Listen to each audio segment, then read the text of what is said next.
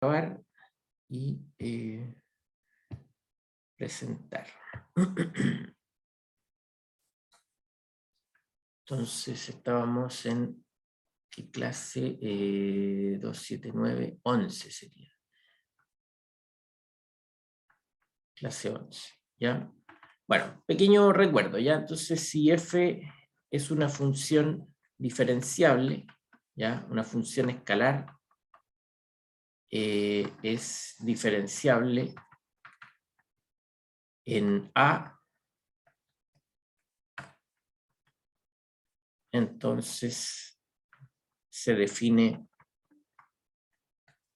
el gradiente, voy a decir más claramente, el vector gradiente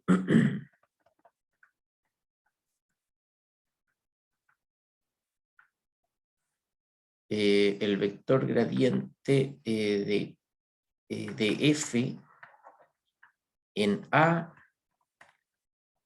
como el vector, bueno, se anota así, gradiente de f en A, y es simplemente el vector que se forma tomando las derivadas parciales en cada componente. ¿Ya? Ese es un vector entonces en Rn. Y bueno, esto voy a agregarlo, no lo había dicho ayer, si f además es diferenciable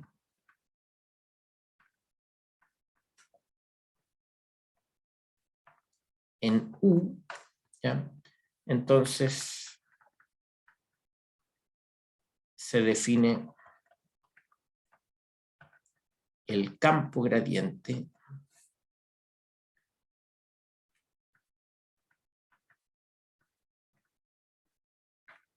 como la función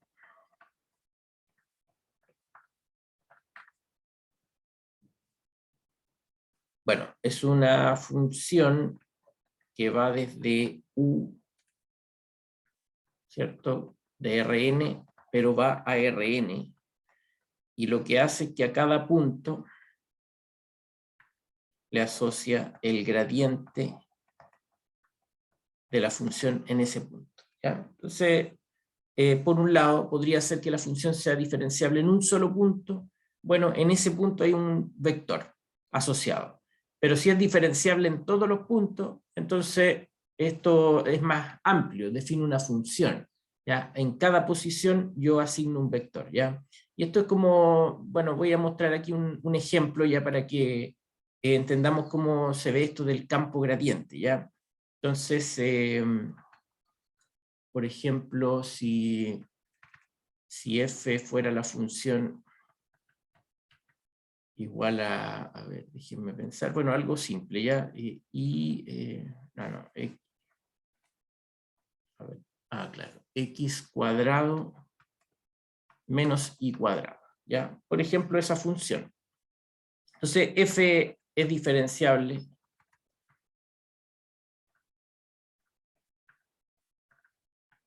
en R2, en todos los puntos, ¿ya? Digámoslo más claramente, en este caso el dominio es todo el plano, ¿ya?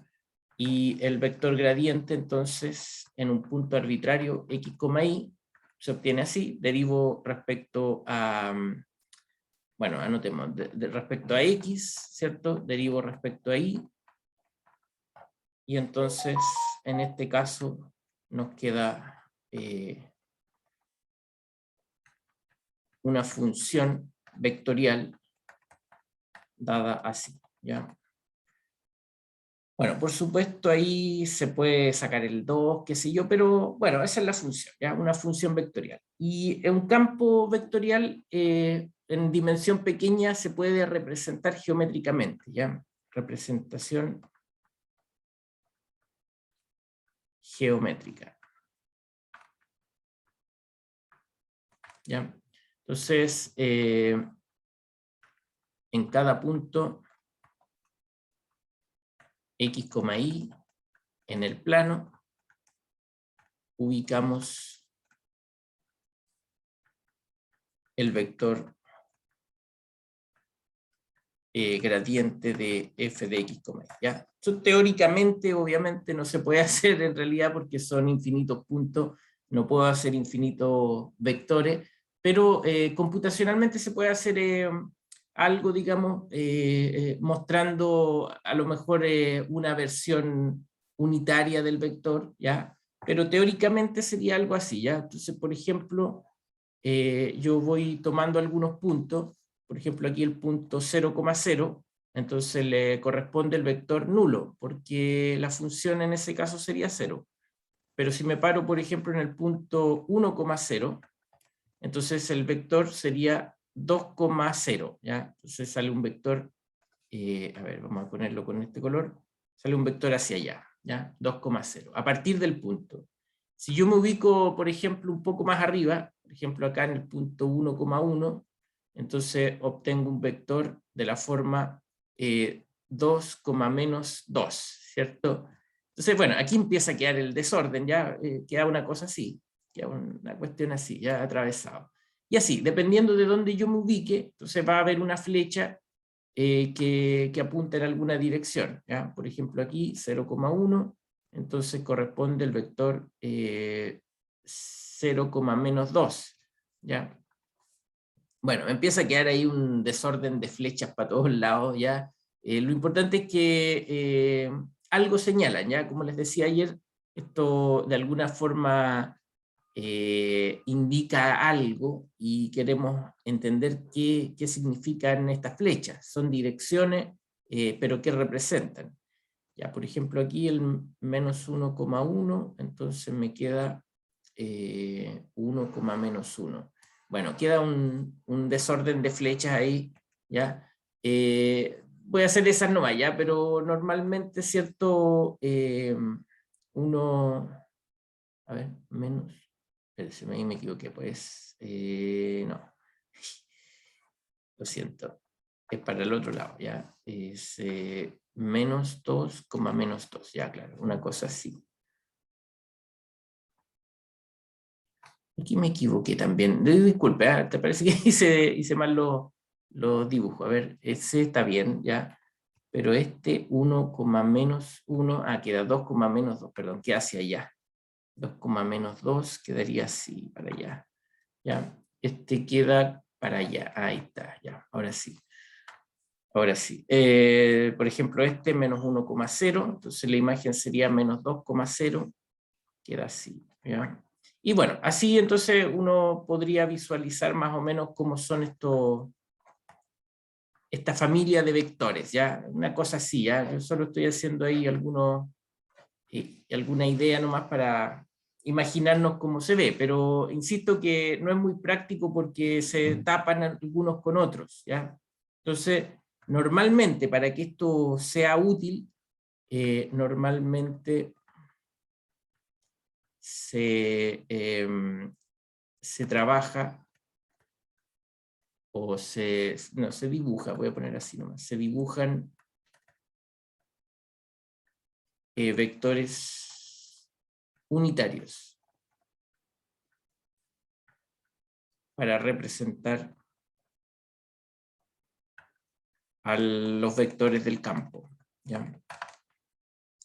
Bueno, entonces esa colección de vectores aparece más cortita ya, cosa que no se tapen. Y de alguna manera uno entiende que hay algo ahí, ¿ya? A ver, voy a intentar, no sé si podré, pero voy a intentar hacerlo, un gráfico eh, computacional, ¿ya? Creo que se puede con este programa, no me acuerdo bien, ¿ya? Entonces, veamos aquí el Wolfram. Y, bueno, no sé, vector field. Ya, eso es un campo de vectores, ¿ya? Y el campo era entonces 2x, menos 2y, ¿ya? A ver cómo queda, a ver si lo hace.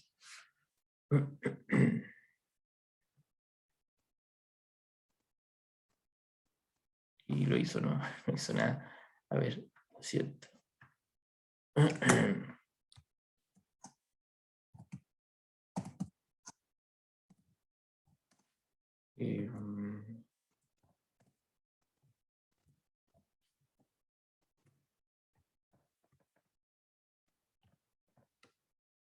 Ahí está, ya, ahí hace, digamos,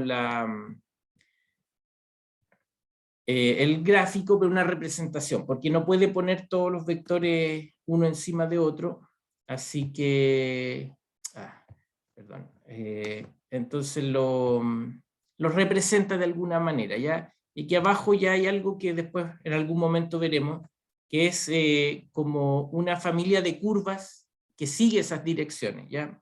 Esto después lo vamos a explicar más adelante, que podría ser también ahora, pero bueno, voy a salir de aquí.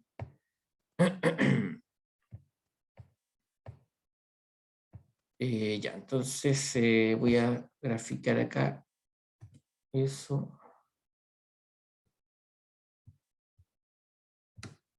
Y para que lo tenemos más decente que mi dibujo, ya, solo por eso.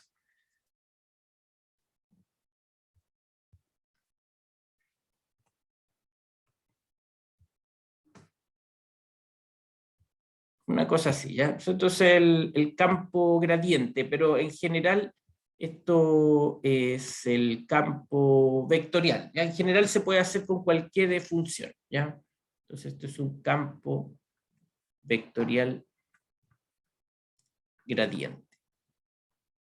¿Ya? ¿Ok? Es una forma de representarlo y algo señala, ya esto, insisto, hay varias formas de sacarle información a esto, después vamos a ir estudiándola, ya sobre todo al final del curso se ve un poco más de esto, ya. También esto después se estudia en ecuaciones diferenciales, aunque no estoy seguro si en su plan de curso está incluido, ¿ya? Pero en algunas carreras o en algunos programas sí aparece esto que serían como sistemas de ecuaciones diferenciales, ¿ya? Pero bueno, aquí lo que estoy diciendo es que entonces no solo se define un vector, ¿cierto? Sino que en general, cuando la función es diferenciable en todo el dominio, entonces esto define un campo de vectores, ¿ya? ¿Dónde lo dije? Por ahí, se define el campo gradiente. Bueno, tendría que hacer aquí yo una observación, sí, porque queda un poco colgando, ¿ya? Esto es un poco más general, ¿ya? En general, una función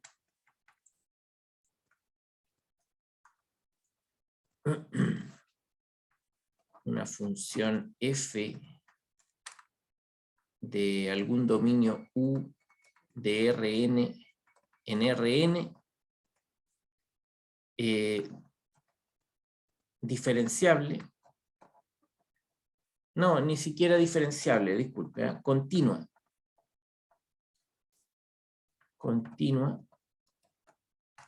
una función continua define un campo de vectores, ¿ya? Un campo de vectores, ya lo mismo de antes, solo que es más arbitrario, más general, ya cualquier función donde yo esté parado, digamos, puedo formar con ella un campo de vectores, ya. Por ejemplo, si tomo esto, ya, y voy a aprovechar porque ya quedé medio atrapado con esto, entonces lo voy a hacer. Por ejemplo, esta función de R2 en R2 que hace esto. Entonces el campo, digámoslo así, como, a ver, y menos x, por ejemplo. ¿Ya? Esta es otra función, no es la misma de arriba. No es la misma de arriba, ¿cierto? No es el mismo campo. Y bueno, esto entonces también define un campo de vectores, que es bajo la misma lógica, ¿cierto? En cada punto x, y se ubica el vector f de x, y, ¿ya? O sea, el vector y, menos x. Entonces, esto, por supuesto, teóricamente y aclarando que obviamente el dibujo solo lo puedo hacer en el plano, a lo más podré entender en R3, ¿cierto? Pero en general no puedo hacerlo. Y no es un gráfico, sino que es otra cosa que también tiene una visualización gráfica, porque el gráfico de esta función vive en R4, no lo puedo hacer.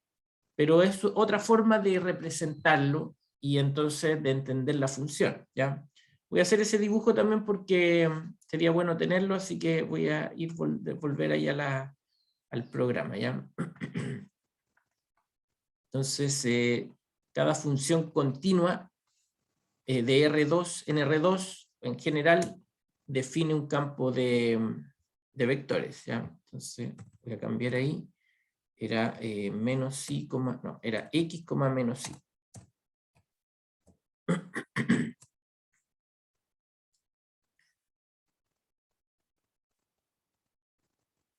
X, menos y, no, me equivoqué, pues era y, menos x, lo siento, hice el mismo de recién, y, menos x, ahí sí.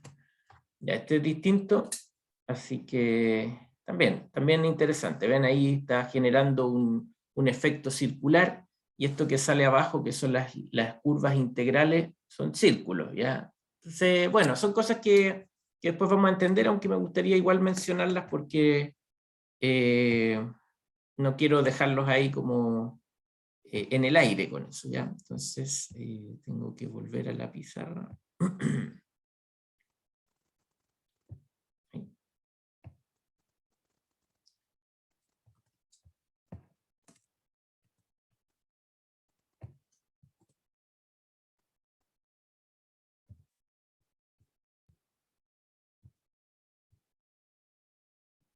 Ya, hay otro ejemplo de campo vectorial, ¿ya? Y comentario, porque es importante también entender,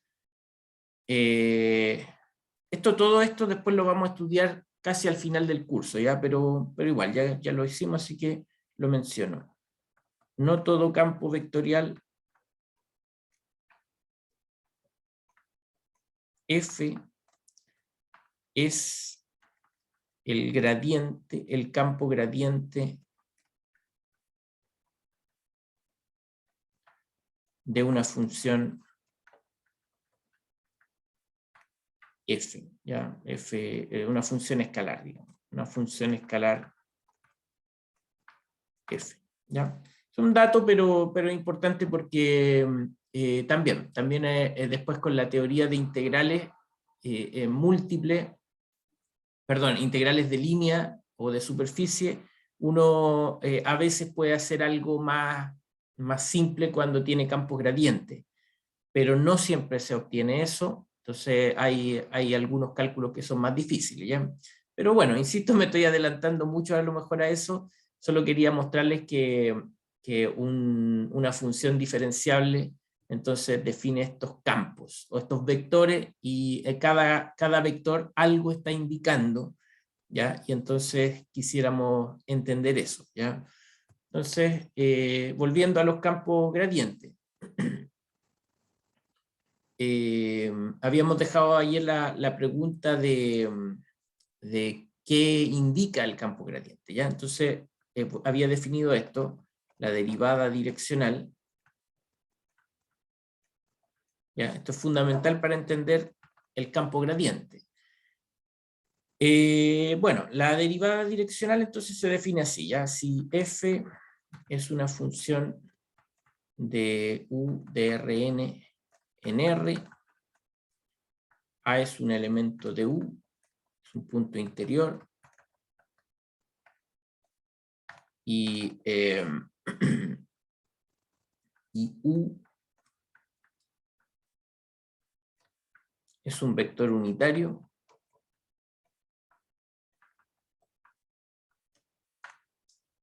entonces se define la derivada direccional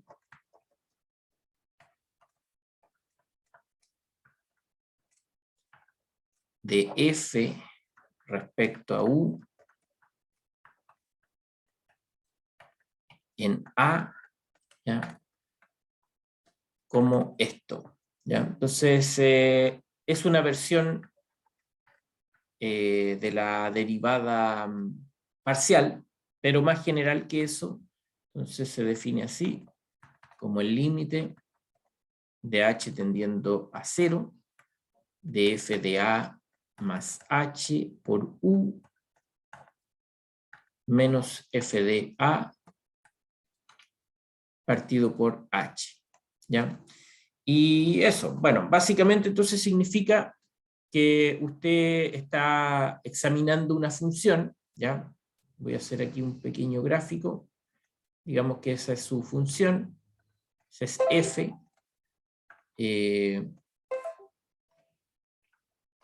acá abajo está el dominio, ¿ya? Y entonces digamos que usted está en un punto A, ¿ya? Por ejemplo ahí, es el punto A. Y el vector U, entonces un vector que apunta, no sé, por ejemplo en esta dirección hacia allá, ¿ya? Es el vector U. Bueno, ese vector genera una recta, ¿ya? Que intersecta, ¿cierto?, en un trozo al dominio U, es el dominio U, y esa recta entonces se ve proyectada en el gráfico, ¿ya? Digamos que algo así. Entonces, cuando yo estoy examinando la derivada direccional, estoy imaginando ahí que estoy en una curva, porque es, bueno, en realidad no estoy imaginando, estoy en una curva, y entonces me olvido del resto del gráfico, y solo logro ver, o solo veo esto, ya veo un plano, la dirección del vector U, ¿ya? El eje Z, digamos, en ese dibujo, pensamos que ahí está Z, X, Y, ¿ya? Esto es una dirección arbitraria, ¿cierto? Y entonces veo la curva, que es más o menos así, ¿ya? El punto A. Ojo que la dirección de U va hacia allá, pero entonces mi dibujo tendría que ser más o menos así, pues, a ver, ahí. Claro, por ahí una cosa así, ¿ya? Esa es la dirección, perdón, ahí vamos a poner al vector U para que se vea bien claro. En realidad a partir de ahí, ¿cierto? Esa es la dirección del vector U.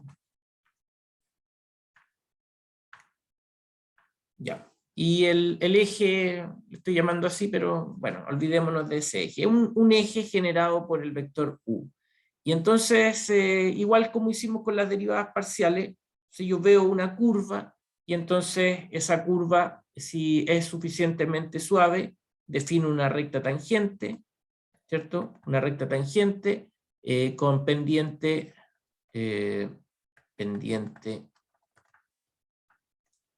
la derivada, que justamente es esta derivada direccional, ¿ya? Esa es la interpretación de la derivada direccional. Lo mismo que la derivada parcial, ¿ya? Solo que ahora es más amplio. La derivada parcial yo solo me podía mover en direcciones paralelas a los ejes, ya me podía mover hacia allá. Disculpa, ahí vamos a arreglar un poquito aquí el dibujo para que se vea que es distinto, ¿ya? Entonces ese es Y, entonces me podía mover hacia allá o hacia acá, ¿ya? Un Y' o un X'. Y ahora me puedo mover en otras direcciones, ¿ya? Y entonces obtengo más información de la función. Pero bueno, eso entonces, por otro lado, también si uno representa, por ejemplo, a ver, déjenme pensar para que esto sea lo más claro posible. Allá.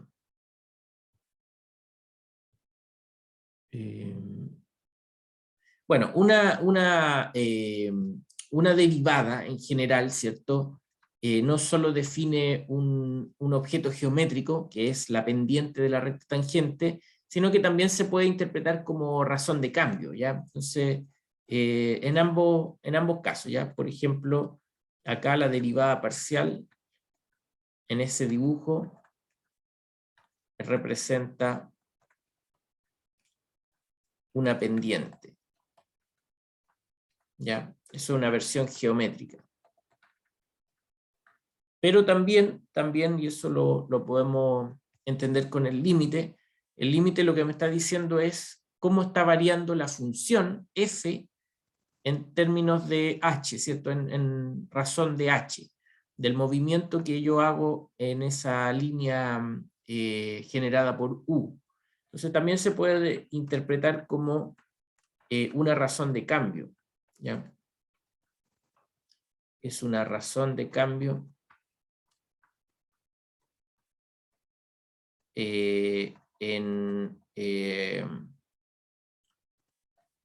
razón de cambio de f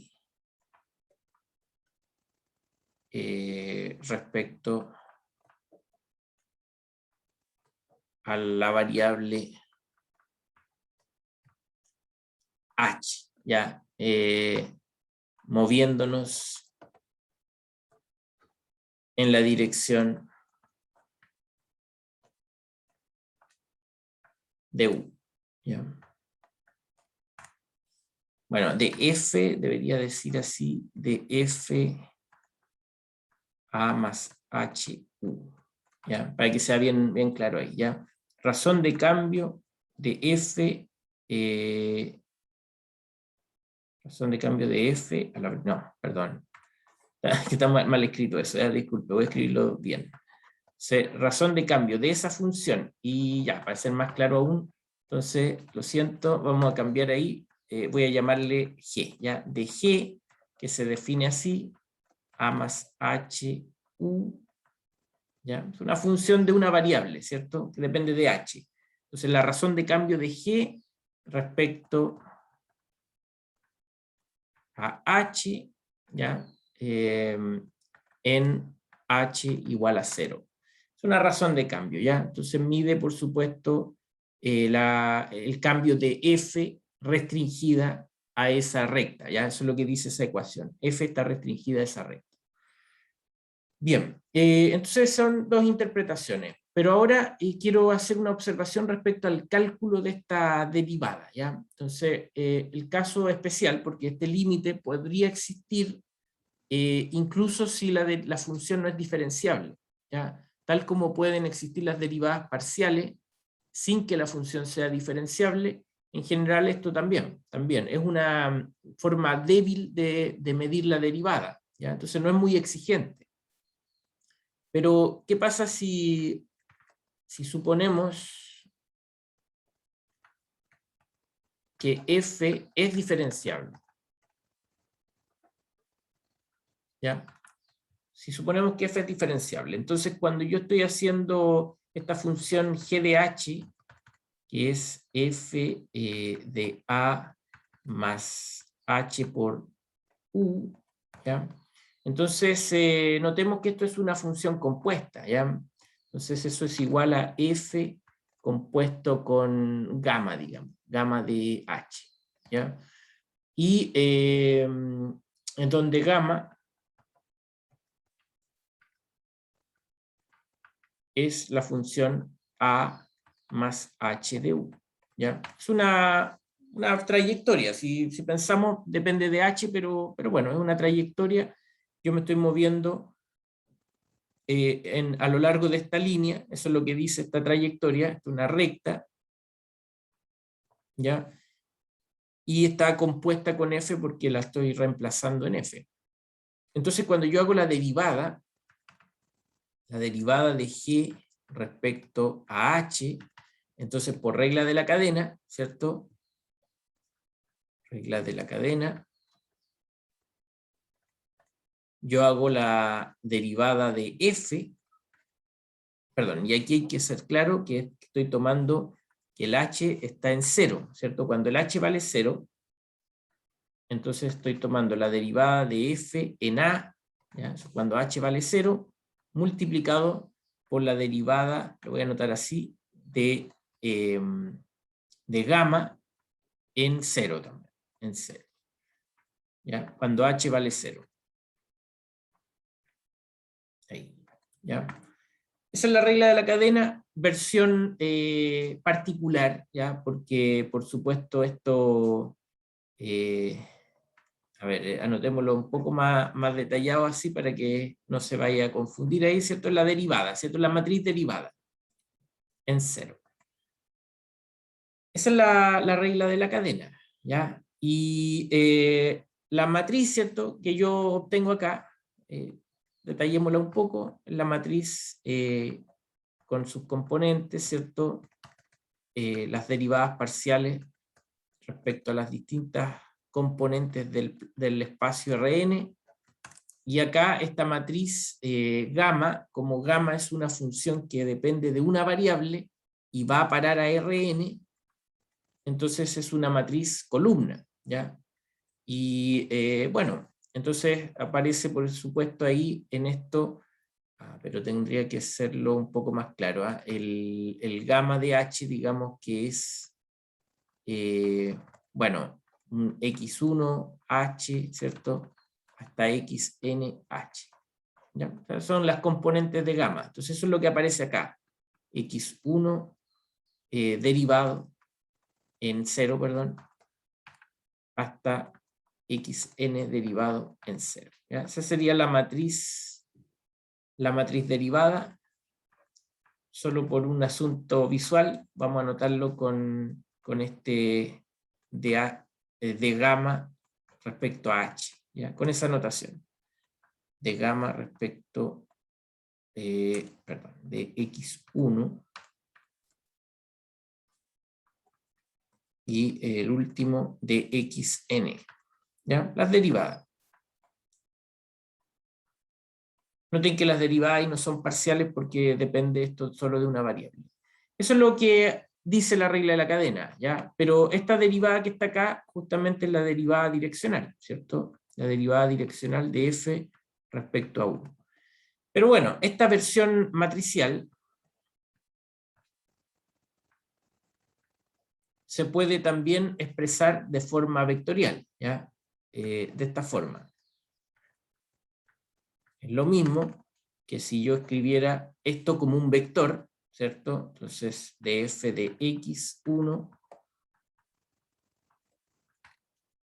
hasta de f de xn, producto punto, por las derivadas por este vector. Esto lo miro como un vector, ¿ya? De xn. Y eso es un producto punto, ¿ya? Entonces, eso, digamos ahí, para abajo. Producto punto. Y eso sería una versión vectorial.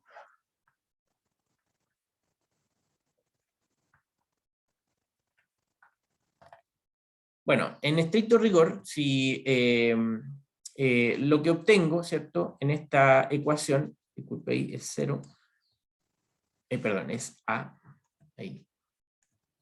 Entonces lo que obtengo en esta versión, de forma un poco más compacta, sería esto.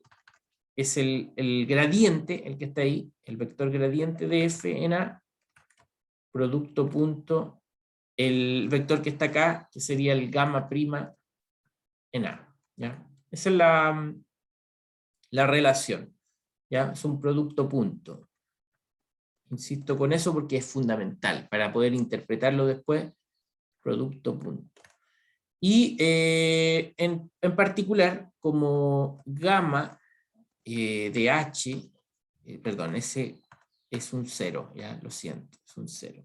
Gamma de h es a más h por u, ¿ya? Si uno deriva esto respecto a h, entonces se deriva solo el h, el que da el u, y el a es una constante, ¿ya? Es como derivar cualquier función de una variable, con una función lineal, ¿ya? Entonces la derivada es el vector u, ¿ya? Así que mucho más claro ahí. La derivada parcial, perdón, la derivada direccional de f respecto a u en a es igual al gradiente de f en a, producto punto, el vector u, ¿ya? El vector que me da la dirección. ¿Ok? Pero bueno, esto, como les decía, el hecho de tener un producto punto nos da la posibilidad de tener interpretación geométrica, ¿ya? Así que otra versión para lo mismo es que esto es igual a la norma del gradiente ¿ya? Voy a anotarla, pero después la borramos, porque es la norma de U y por el coseno de teta, ¿ya? ¿Y quién es teta? Donde teta es el ángulo generado por el gradiente de f y el vector u, ¿ya? Bueno, la norma de u vale 1, ¿ya? Porque así la definimos, es un vector unitario. Así que finalmente quedamos con esto solamente, ¿ya? F de u de a es igual a la norma del gradiente de f por el coseno de teta, ¿ya? Bien, entonces, particularmente, el hecho de que el coseno, ¿cierto? El ángulo, bueno, el ángulo está restringido, ¿cierto? A 180 grados como máximo. Entonces el coseno de teta es un número que va a estar moviéndose entre -1 y 1, ¿ya? Así que, y esto está fijo. El gradiente en A es un número, una constante, bueno, está ahí con norma, entonces es una constante. Esto es lo que se mueve, el ángulo, variable. ¿Ya? Depende, la variable depende de U, ¿ya? Depende de la dirección que yo le dé al vector U. Pero en particular, ¿ya? Si teta fuera igual a 0, ¿cierto? Eso implicaría que el coseno de teta sería 1, que es el máximo valor, ¿ya? Y eso nos diría entonces que, bueno, que el ángulo sea 0, significa que el gradiente de f en A apunta en la misma dirección y sentido que U, ¿ya? Entonces estamos pensando en esta situación. Acá está el vector U y el gradiente justo apunta en la misma dirección,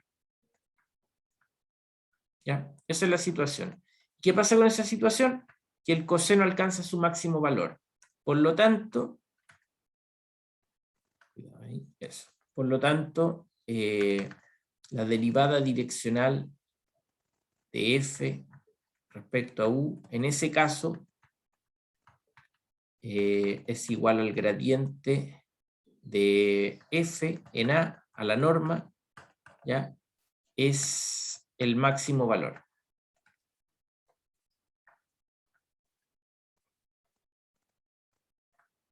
Posible para esta derivada direccional, ¿ya? Bueno, y la interpretación de eso significa, porque si lo fundamental es esto, ¿ya? Que el gradiente apunta en la misma dirección que ese vector u. Bueno, por lo tanto, eso nos dice que el gradiente de f apunta en la misma dirección, apunta en la dirección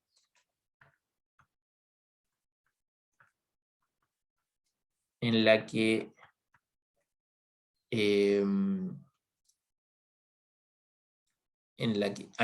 un pequeño dato, me faltaba ahí. Este número es positivo, ¿cierto? La norma de un vector es un número positivo.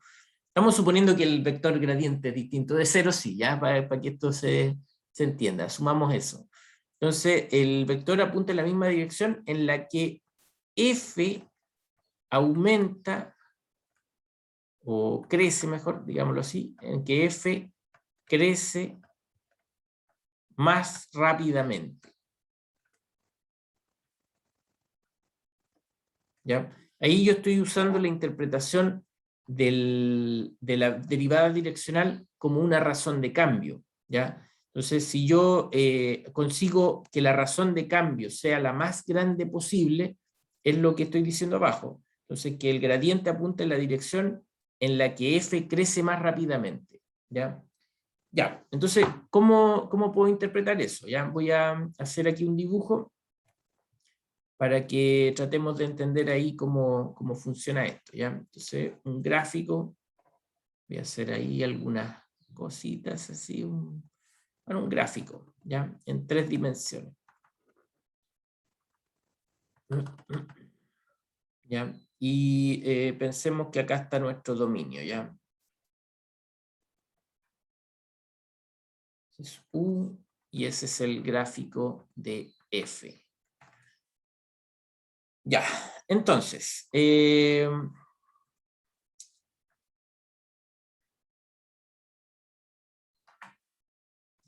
bueno, entonces si yo, por ejemplo, estuviera parado en este punto, ¿ya? Voy a pararme en ese punto, A, ¿ya? Y voy a examinar su imagen acá, ¿cierto? Es el punto A, F de A. Entonces, si yo estoy, imagínese que usted está en una montaña, ¿cierto? Y entonces está parado aquí y mira en la dirección en la que está más empinada la montaña, ¿ya? Entonces usted miraría hacia allá, ¿cierto? Ahí crece más rápidamente. Máximo crecimiento. ¿Ya? Si usted mira para allá, no crece tanto. Puede que crezca igual, ¿ya? Crece también, pero acá crece más rápidamente. Ahí está más empinada la montaña. Entonces, lo que pasa acá abajo es que el vector gradiente le va a decir, muévase hacia allá. Si usted quiere crecer más rápidamente, muévase hacia allá, ¿ya? Y ahí se ve entonces la trayectoria que yo debería seguir para crecer más rápidamente. Bueno, si yo me paro en otro punto, por ejemplo, por aquí, digamos, ya, digamos que el punto está por acá, entonces un punto B, bueno, perdón, B, F de B. Entonces, en este caso se ve que la trayectoria, la curva, o sea, la función, perdón, crecería más rápidamente si yo me muevo hacia allá, ¿ya? En esa dirección. Entonces ahí el gradiente le va a estar diciendo acá abajo, muévase hacia allá, ¿ya? El dibujo abajo es plano, es plano, solo es un mapa, pero me está diciendo, me da flecha, ¿ya? Si usted se mueve hacia allá, entonces su reflejo allá en esa gráfica va a crecer más rápidamente, ¿ya? Pero esto es una condición local, obviamente, porque si yo me paro, por ejemplo, por aquí, ¿ya? Esto es un punto importante de entender también, porque acá claramente la función tiene aquí su máximo valor, ¿cierto? Máximo valor. Es el punto más grande posible. Pero aquí hay también un punto máximo, pero local, ¿ya? Es un máximo más pequeño, pero si yo miro una vecindad, igual es un máximo, ¿ya? Solo que es local versus este que es un máximo global. Pero si yo estoy parado, entonces, por ejemplo, aquí a ver, pongámoslo para que se note mucho más esto, estoy parado por aquí, ¿ya? Entonces, mi imagen en el gráfico va a estar por ahí, por ejemplo, digamos que es el punto C, F de C.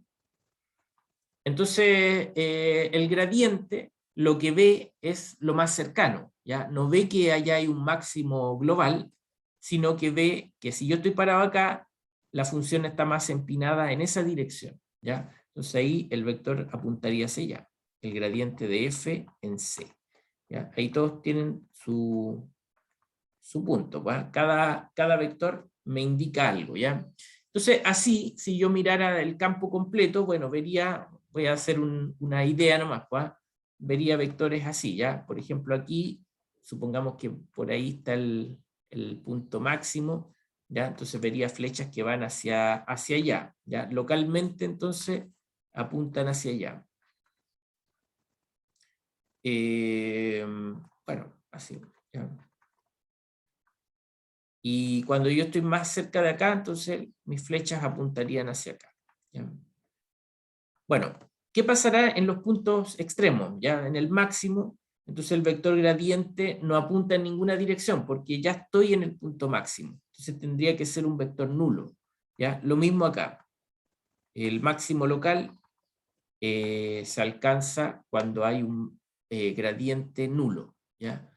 Pero más o menos así, el campo vectorial sería algo así, ¿ya? Ahí, aquí pasa algo raro, obviamente no es tan claro ahí, pero los puntos que están más cerca de los lugares críticos, entonces las flechas apuntarían así, ¿ya?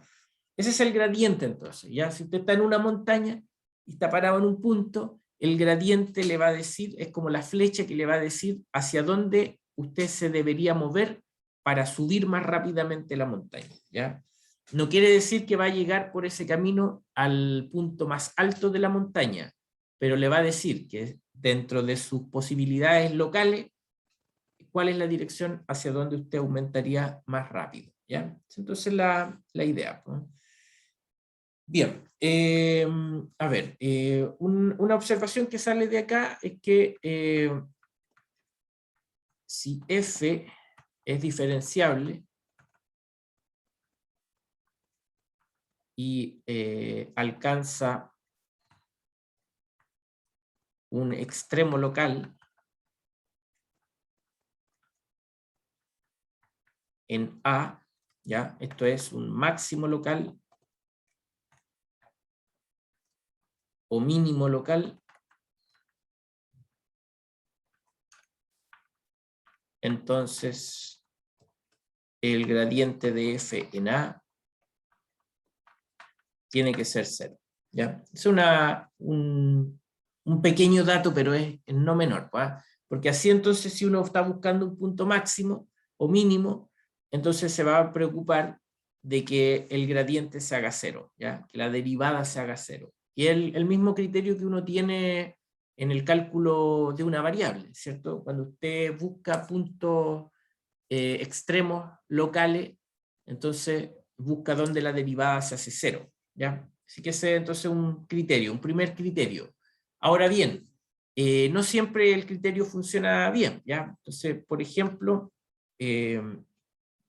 bueno, por ejemplo, un ejemplo básico, ¿ya? Si f de x, y fuera x cuadrado más y cuadrado, ¿ya? Entonces el gradiente de f sería 2x, 2y, ¿ya? Y yo puedo decir entonces que el gradiente de f vale 0, si, solo si, x, y es 0,0, ¿ya? Entonces, eso nos muestra que el gradiente identifica el punto mínimo. Este es un paraboloide, ¿cierto? El f de x, y igual a x cuadrado más y cuadrado. Y lo que me muestra el gradiente, cuando se hace 0, es donde está el punto mínimo. Punto mínimo en 0,0, ¿ya? Bueno, un ejemplo básico por ahora. Después vamos a enfrentar esto cuando tengamos más herramientas, porque también hay criterios para la segunda derivada, tal como hay en el caso de una variable, ¿ya? Entonces, x, z. ¿Ya? El punto mínimo. Ahí es donde el gradiente se hace 0.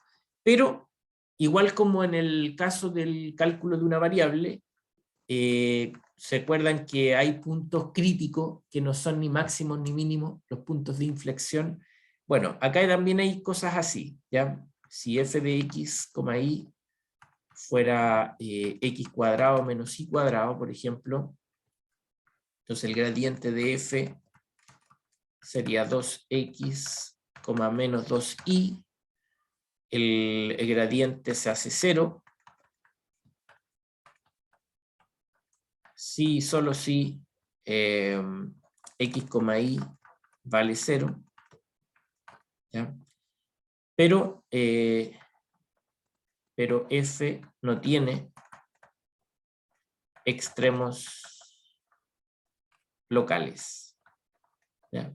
Les recuerdo que la gráfica de f es esta figura, la silla de montar, no sé si la vieron. Bueno, eso.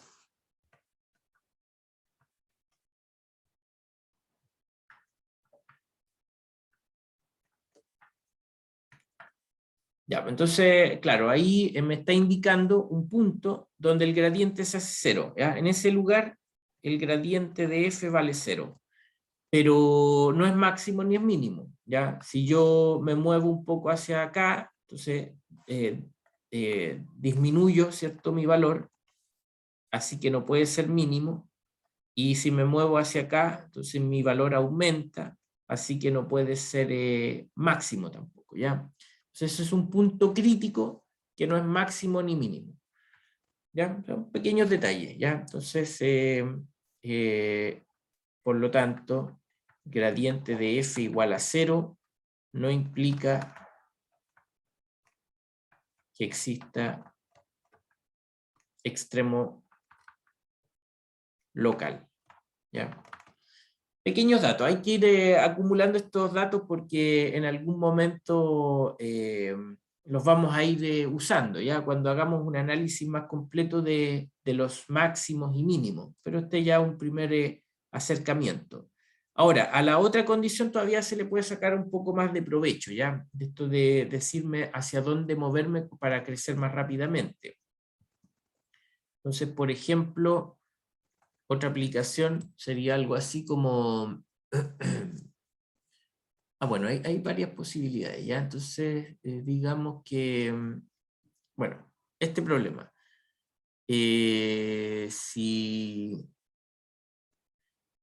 Si t de x y z, ¿ya? Vamos a poner una función, bueno, voy a tratar de que sea algo razonable, ¿ya?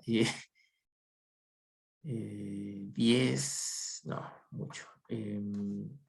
2x cuadrado más y menos z, no, mucho.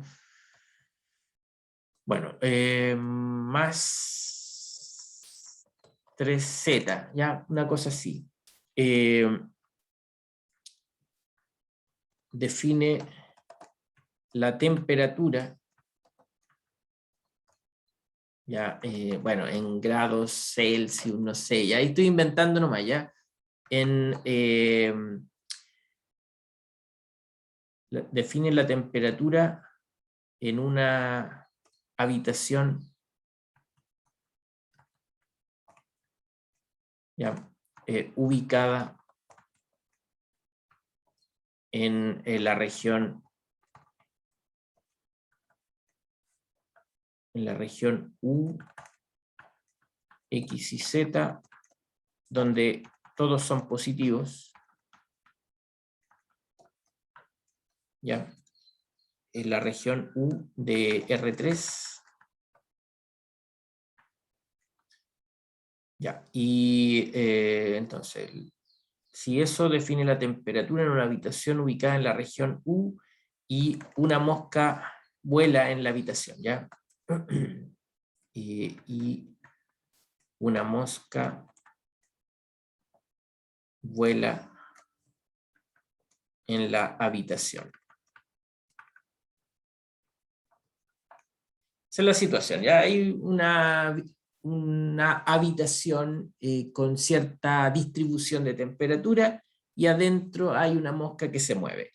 Bueno, en este tipo de problemas se asume que la temperatura está ya en un estado, ¿cómo se dice?, estacionario, no cambia, ¿ya? Pero bueno, son supuestos mágicos que a veces surgen, ¿ya?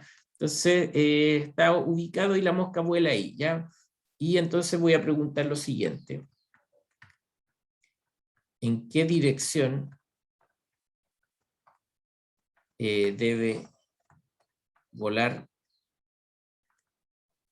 la mosca para enfriarse más rápidamente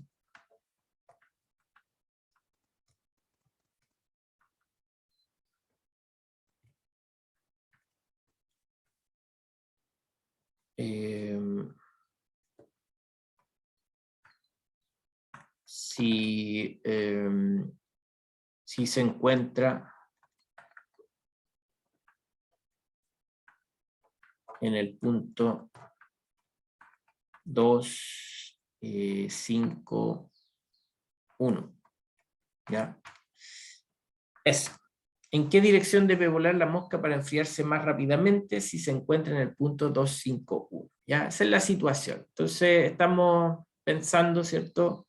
Hay una función, en este caso una función definida en este dominio. La mosca está por aquí, ¿cierto? Ahí está la mosca.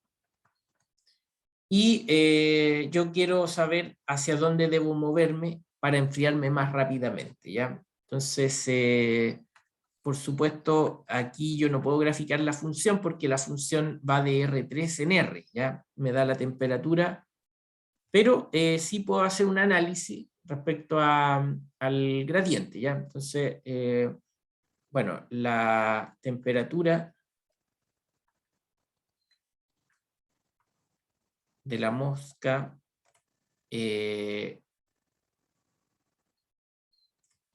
mejor, la razón de cambio, esa es, la razón de cambio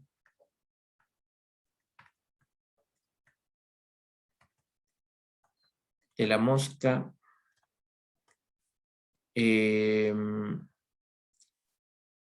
al moverse en la dirección de un vector U unitario está dada por esto, ¿ya? Bueno, por la derivada direccional de t respecto a u en ese punto, 2, 5, 1, ¿ya? Y eso, por lo que vimos recién, ¿cierto? Sería el gradiente de la función t en ese punto, producto punto con el vector u, ¿ya? Y hago el mismo análisis que recién, ¿ya? Entonces la norma del gradiente de t en ese punto por el coseno de teta. Y en este caso yo quiero que el valor decrezca más rápidamente, ¿cierto? Porque quiero que se enfríe. Entonces eso significa que quiero que se disminuya esto, ¿ya? Entonces buscamos la dirección donde este número sea mínima. Sea mínima, ¿ya? Porque la razón de cambio cuando sea mínima me va a decir que así esto decrece más rápidamente, ¿ya? Y esto, por supuesto, como habíamos dicho antes, el coseno de teta toma valores entre -1 y 1, y entonces el mínimo es cuando se alcanza el -1, eso implica que el coseno de teta es igual a -1, y por lo tanto teta tiene que ser pi, ¿ya? El ángulo pi. Entonces, si acá está el vector gradiente, ¿ya? En ese punto, el vector u que yo busco tiene que estar justamente en la dirección contraria, ¿ya? Contraria, es el ángulo teta igual a pi, ¿ya? Ese es el vector que yo busco, el u, ¿ya? Entonces, lo escribí abajo, el vector buscado o la dirección buscada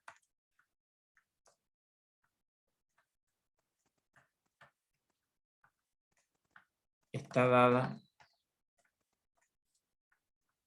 por el vector u igual al negativo del gradiente. Bueno, como yo estoy usando un vector unitario, entonces hay que dividirlo por su norma, ¿ya? Pero es casi un tecnicismo nomás, ¿ya? Bueno, calculémoslo entonces, ¿ya? Entonces el gradiente, como t era, no me acuerdo cuánto era, 2x cuadrado más i más 3z,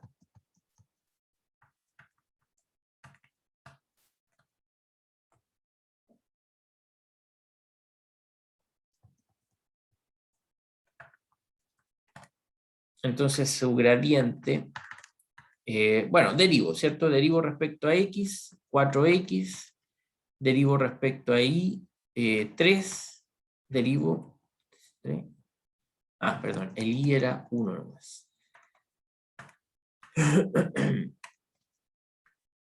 Y derivo respecto a z, 3, ¿ya? Y bueno, reemplazo el gradiente en el punto 251, entonces me queda 8, 1, 3, y por lo tanto el u es el menos el gradiente dividido por su norma,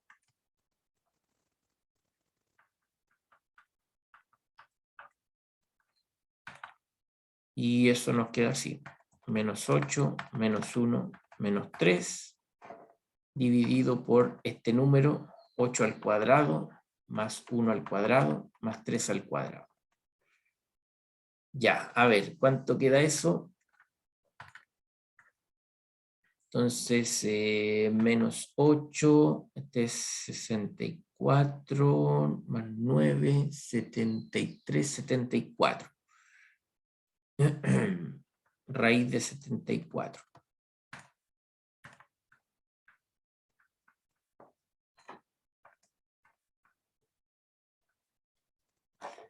Ya, esa es la dirección, ¿ya? Entonces, si volvemos al dibujo,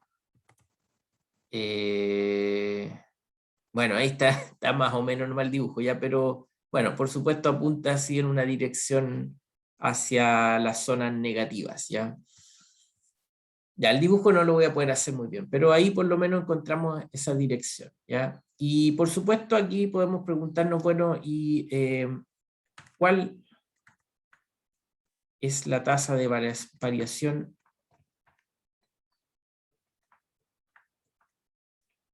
de la temperatura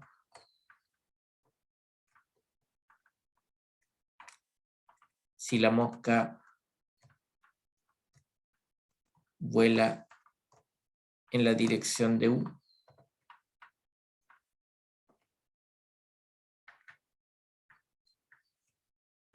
¿Ya? ¿Cuál es la tasa de variación o también razón de cambio? ¿Cierto? Es lo mismo, razón de cambio. Bueno, y eso por supuesto lo puedo responder de esta forma, ¿ya? La razón de cambio es justamente esa derivada direccional. En el punto, ¿cuánto era? 251. ¿Ya? Y eso es el gradiente de t, la norma del gradiente, por el coseno de teta, pero como ya vimos, el coseno de teta, el ángulo, perdón, el vector fue elegido para que el coseno de teta fuera menos 1, ¿sí? Así que esto ya sé que es menos 1, y simplemente obtengo que esto es igual a el negativo de la norma de t, bueno, en ese punto, ¿va? Esa norma la calculé aquí, ¿ya? Es el raíz de 74, ¿ya? Entonces es así, menos raíz de 74. Bueno, en esa razón de cambio disminuye la temperatura, ¿ya? Disminuye a una razón de raíz de 74 unidades de temperatura, o sea, grados Celsius, partido por unidades longitudinales, que no las definí, así que no sé, ¿ya? Longitudinales, centímetros, qué sé yo, ¿ya? Ahí, por supuesto, hay que plantear mejor el problema, ¿ya? Pero como lo inventé así, omití algunos detalles, ¿ya? Pero eso, unidades, son unidades nomás, unidades métricas o unidades longitudinales. Bueno.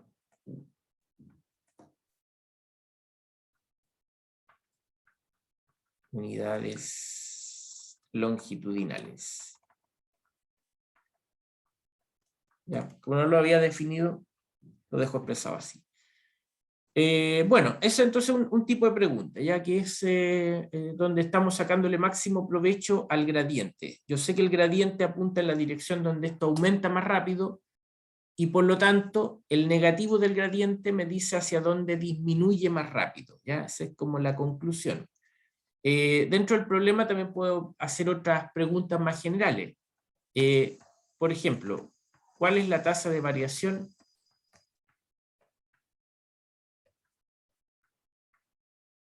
de la temperatura de la mosca, ¿cierto? Si esta vuela en la dirección, vuela hacia el origen, hacia el punto 000, ¿ya? ¿Cuál sería la tasa en ese caso? ¿Ya? Porque acá nos dio un vector, pero ese no apunta hacia el 0,0, ¿ah? Se apunta en otra dirección, ¿ya?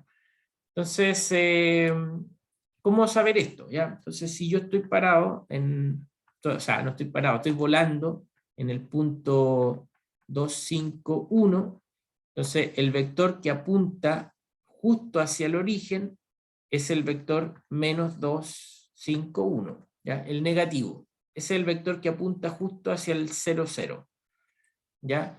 Y entonces ese vector yo necesito normalizarlo, ¿ya? Para que, pongámosle ahí un B.